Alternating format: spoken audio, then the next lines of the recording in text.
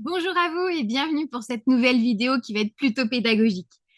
On vous a certainement dit que l'hypnose, c'était miraculeux, que ça allait vous solutionner toutes sortes de problèmes. Ok, c'est tout à fait possible, mais pour que ça fonctionne, il y a quand même quelques prérequis. Et à mon sens, ils sont vraiment essentiels pour obtenir les résultats pour lesquels vous êtes venu consulter. Donc aujourd'hui, je vais vous partager les 3 clés qui vont vous permettre de réussir votre séance d'hypnose. Et on va tout d'abord commencer par la vraie envie de changement. Et pour moi, c'est certainement celle qui est fondamentale, en tout cas, pour la réussite d'une séance d'hypnose. On croit souvent qu'une séance d'hypnose, c'est le remède miracle à nos problématiques. Ça peut l'être, mais uniquement si vous avez vraiment envie de changer. Il y a quelque temps, j'ai eu dans mes clients une personne qui envisageait d'arrêter de fumer. Elle m'a demandé si l'hypnose fonctionnerait et ma question a été la suivante. Est-ce que vous avez vraiment envie d'arrêter de fumer? Et sa réponse, ça a été non, pas vraiment. Bien dans ce cas, ça ne servira à rien. Je pourrais faire autant de séances d'hypnose que la cliente elle voudra. Ça ne prendra pas, car l'envie, elle n'est pas vraiment là. Alors quand j'entends des gens me dire qu'ils ont fait X séances avec un ou plusieurs thérapeutes, qu'ils n'ont toujours pas réussi à s'affranchir de leurs problématiques, j'ai fait une petite parenthèse parce que là, moi, j'ai juste l'impression qu'on prend le client pour une pompe à fric et ça m'agace au plus haut point. Ferme la parenthèse. Donc c'est qu'à un moment donné, c'est par accord avec le désir profond du client. Pour l'hypnose spirituelle, ça peut aussi arriver. C'est vraiment plus rare, mais ça peut arriver.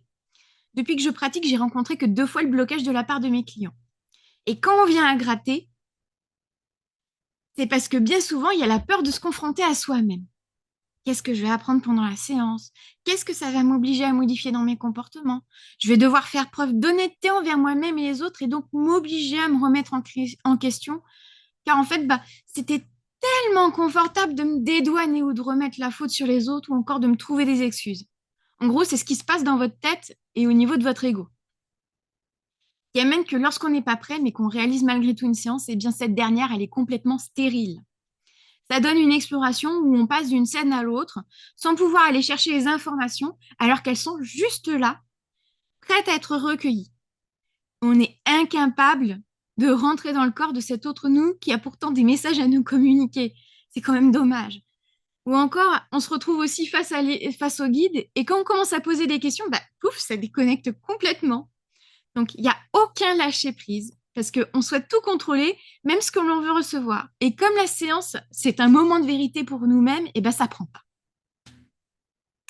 Donc, la deuxième clé maintenant, c'est la préparation. Et oui, parce qu'une séance d'hypnose, ça se prépare quand même un minimum. Hypnose spirituelle de régression, vous avez un travail personnel à fournir. Vous avez des écoutes audio, un questionnaire à remplir, et ça vous prépare. Ça met en place un premier travail d'introspection et surtout de préparation de votre cerveau pour le jour J. Pour l'hypnose ericksonienne, c'est un petit peu différent. Il n'y a pas nécessairement ce travail de préparation, mais c'est toujours mieux de faire déjà un premier travail préparatoire sur soi. Donc, comme par exemple, l'identification précise de votre problématique. Qu'est-ce que vous avez déjà tenté pour vous en affranchir? Est-ce que vous avez entrepris un travail sur vous? Est-ce que vous avez fait une psychanalyse, de la méditation, un suivi médical? Bref, en bref, quel chemin est-ce que vous avez déjà fait pour dépasser votre défi personnel? Et après ça, la troisième clé, c'est l'engagement. Donc c'est bien, vous avez eu votre séance d'hypnose, il y a une partie du travail qui est amorcée. On a commencé à reprogrammer les chemins neuronaux de votre cerveau, peut-être que ce sera suffisant, comme peut-être qu'il y aura besoin de continuer ce qui a été commencé. L'hypnose, et là je vais surtout parler pour la partie ericksonienne, il faut voir ça comme un travail de fond. En séance, on commence une reprogrammation, on réinscrit de nouveaux schémas, de nouveaux comportements. Mais maintenant, il faut aussi l'appliquer dans votre quotidien.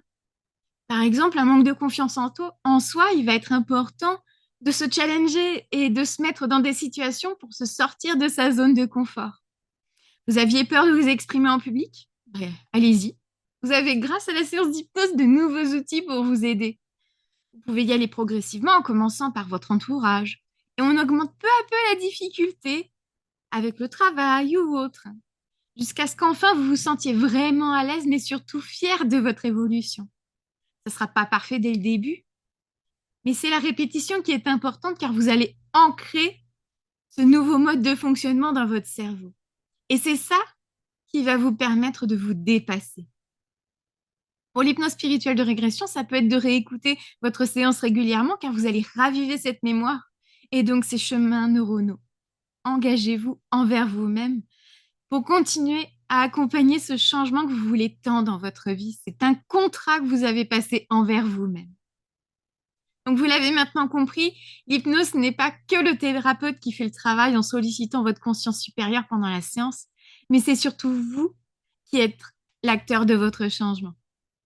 Donc, j'espère que cette vidéo, elle vous aura plu. Si vous avez aimé, je compte sur vous pour le petit pouce positif et votre abonnement. D'ici là, je vous souhaite un bon cheminement dans votre évolution personnelle. À très bientôt.